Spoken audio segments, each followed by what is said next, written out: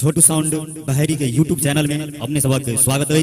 अही चैनल के लाल बटन दबा कर सब्सक्राइब करूं।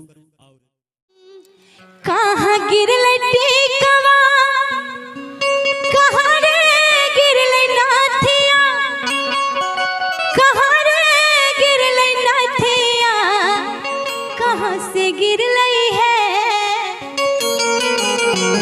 कहाँ से गिरले है मच्छरदानी सुतल पियावा।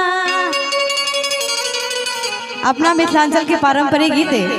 कहाँ गिरले टीकवा कहाँ रे गिरले नाथिया कहाँ रे गिरले नाथिया कहाँ से गिरले है निक लगे है कहाँ से गिरले है मच्छरदानी सुतल पियावा कहाँ से गिरले है मच्छरदानी सुतल पियावा।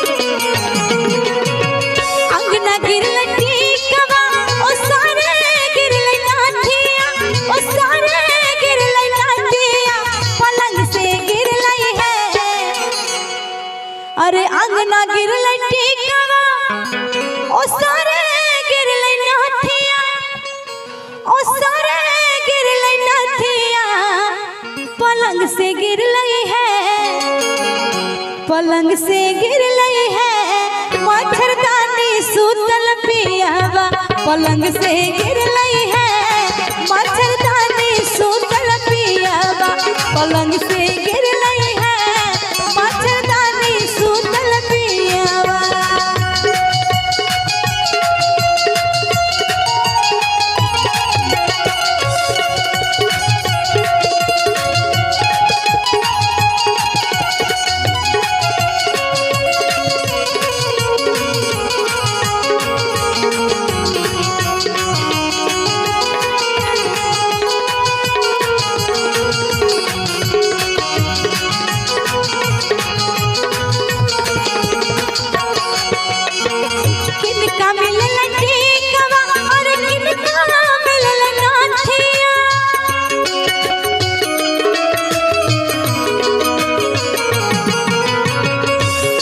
और सासू पहले टीकवा अरे ननदो पहले नाथिया अरे ननदो पहले नाथिया सतीन के मिलले है